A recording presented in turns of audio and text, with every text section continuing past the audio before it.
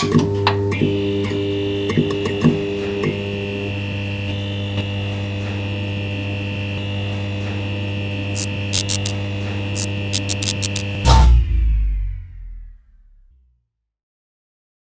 I got another message, akhi, from a sister, man. She's another sister, pregnant. She's pregnant. She's not married. I'm not gonna lie, akhi, it was a bit mad because I remember, like, obviously you see me when I get these kind of messages. I get a bit like, I get quite emotional. I get quite distraught because for me it's like, sister's pregnant outside of marriage, like it's not a lie when we say these are our sisters, you know what I'm saying? So the same way, if that happened to any one of our sisters, like, we'll take it, like, bro, that would be so destructive and destroying. Like, I know, you know, because me and Kuled, we handle the emails, like, when we go through the emails, like, well, I'd be so emotional, like, okay, well, it'd affect me for days. Sometimes I'd be reading the same sister's email over in my head thinking, but this time when I got sent this email, akhi, like, it didn't, like, I didn't feel, I don't want to say I didn't feel sad, but I didn't feel like as torn. And I kind of read it like, oh, another one. I read it like, oh, another one. So in my mind, I put the phone away after I read it, and I'm like, whoa, one sec. That reaction that I just came with, that reaction's a bit too normal. Like, I'm acting like she told me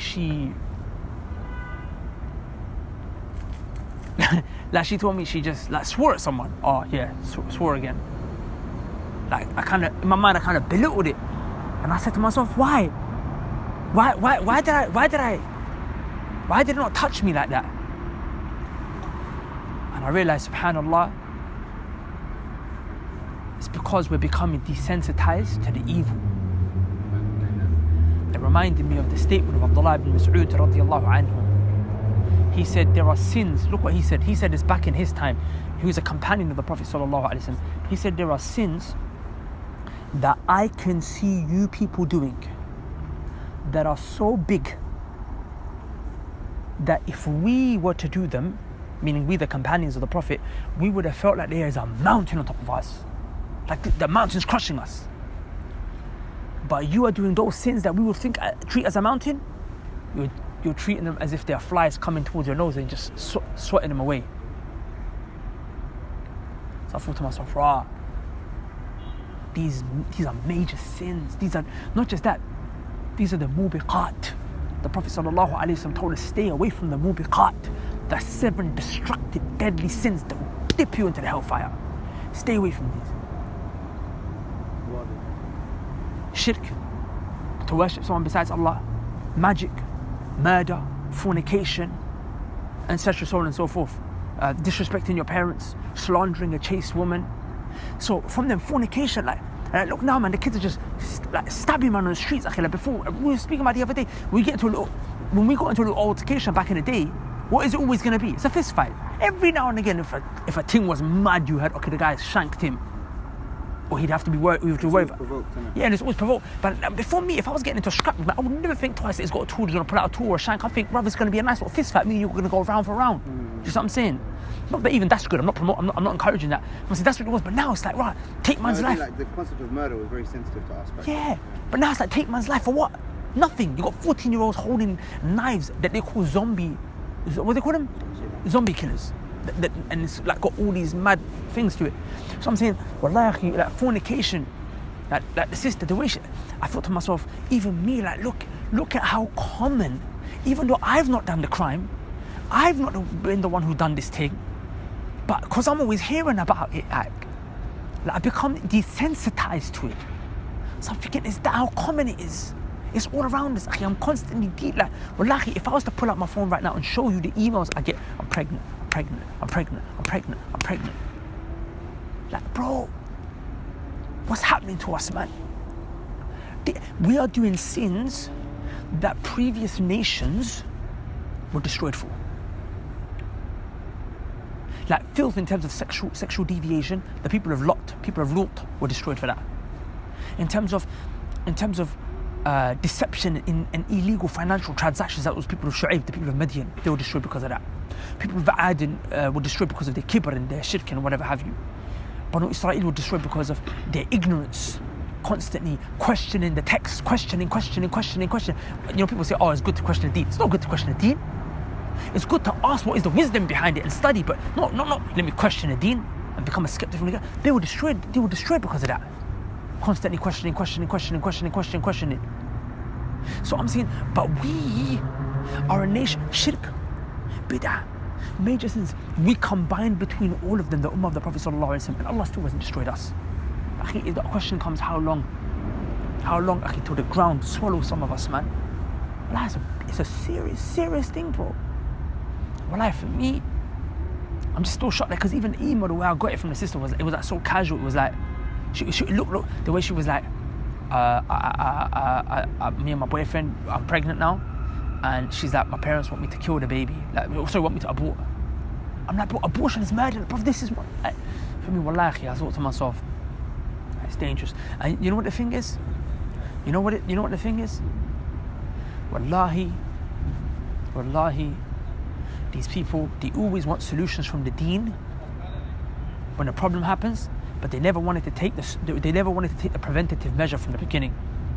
They never wanted to take the preventative measure. Remember Ibn al-Qayyim rahimahullah, like, for me, a sister comes to me, she says, bro, I'm pregnant. What can I do now? You can't kill the baby. You got to firm it, sister. Brother comes to me, I've got jinn now. I'm possessed, I've got magic. I said, what do you want me to do for you now, Ak? Of course we could do ruqyah. It might be a very long time before Allah gives you shifa. It could be very quick, it could be a very long time. Brother tells me, Ak, nah, right, I caught an M charge. I shanked the guy. What do? I've got court case now. They've got too much evidence. They found the prints. I pleaded guilty. What do, bro?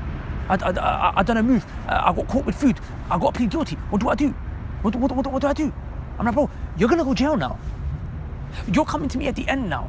You're coming to me. You're asking for a solution. But that's not how the deen works.